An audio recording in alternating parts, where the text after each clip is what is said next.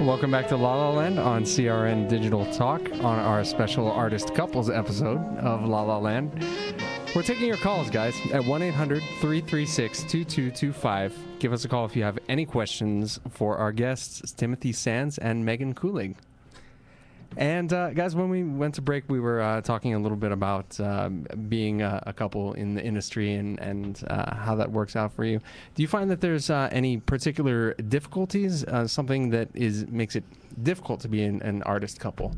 Or is it pretty smooth sailing and you guys have worked out the kinks pretty well? Is there any... I think most of it's been pretty smooth for us. Mm-hmm. I think the only difficult thing would maybe be the fact that we spent, or at least I know you spend a lot of time listening to me talk about it incessantly. Yes. So I could see if someone was like, I just want to take this out of my mind. But I don't know. We haven't run into that. Yeah.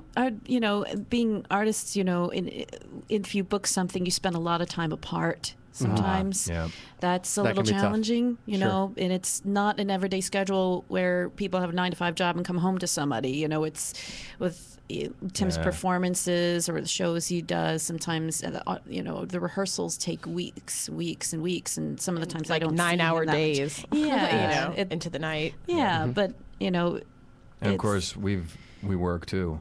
Especially in LA. You're working and also working on your project. So you're balancing like something other than just being an actor. Yeah. And being able to provide like for your lifestyle here to be able to stay and do that. So you both are doing that? Yeah. Oh, absolutely. What are you guys doing? What do you find yourself splitting? Well, most recently was probably the play. Both plays, the play I did last year and the play I did this year. We barely saw each other. Yeah. And then did you balance, like, what was your other job? Oh, yeah. To help pay for the bills? A bar. Okay. Yeah. I'm a waitress. So. I work in a hotel. Cool. Yeah. No, it's good. I mean, there's something that you kind of have to get past, I feel like, as an actor or an actress out here is like, until the money really starts coming in and that work really starts flowing, you do need to find a way to make a living, because the most important thing is to figure out how can I stay here and keep doing what I love to do. Yeah. That was rough when I first got to this town.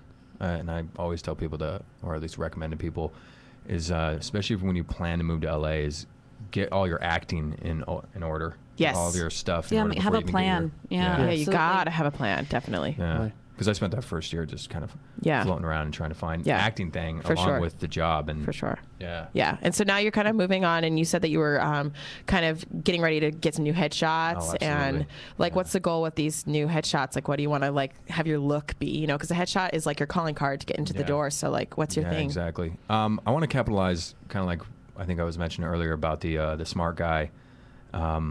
My headshots, just a little older, were rugged. For some reason, I don't know why I went with rugged. It's not full. And it changes as you keep going and stuff like that. Like Meghan, for you, like what's your, like your thing? What do you want to have be showing on your headshots? Like, well, I just got my headshots done actually. Oh, cool. Who'd you shoot with? Mikhail Healy, and I have to say I've been getting a lot of attention.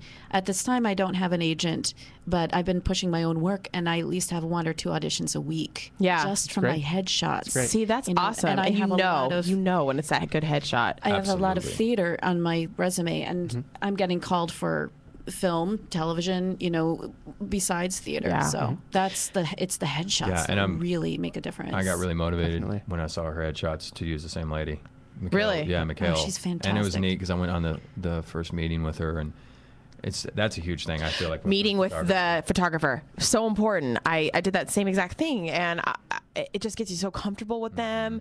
And this, like the last person I shot with, I had a meeting. I sat down, like they got to know me, and then they were able to like shoot with me and laugh with me. And even in the emotional moments where you want to because headshots are not just about smiling and snapping that picture. It goes a lot deeper than that when you really want to get that good shot.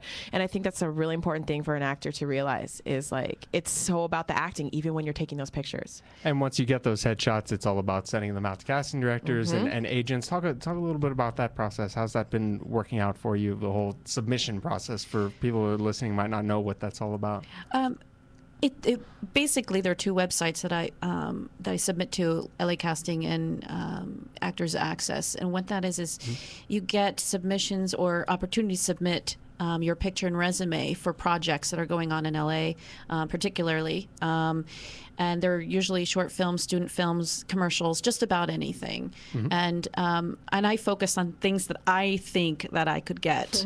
You know, not just everything. I know some people who just submit everything, like a million things. But and then I know that if I get feedback that somebody wants me to come in for auditions for something I want, you know, something I'm really excited for. So that's generally what it is. Yeah, because a lot of the stuff is you can get on there and there's a lot of just bad projects or projects that don't fit you. And definitely. And you waste your time, then you get disappointed, and there's no point in doing that to yourself. I wasted a lot of time when I was first year because I just wanted to go on any audition I could. Yeah, you can kind of weed out those bad ones. Do you find yourself submitting for, like, other than acting, like modeling jobs or things like that? You know, because they have a lot of those things on there too, like or stand-in positions. Have you guys submitted for stand-ins? Well, print work, not so much modeling, because I think they're very particular for the modeling work. But that might just be our hang-up, though. I have to admit, I do not motivate myself to go.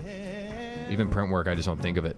But you know what? That's okay, because you got to focus on what you're going for, and that's the film and things. But a lot of people find, like, I need the money, and it's just kind of like, keep your focus on what you're doing. Don't get sidetracked, you know? I like that. Timothy Sands and Meghan Kulig, thanks so much for coming in and talking to us. Guys, keep your eyes out for them. They're going to be a heck of a successful couple. Thanks so much, Brett. Awesome. Thank you. And we'll be back to talk to Callie a little bit about her big move to New York.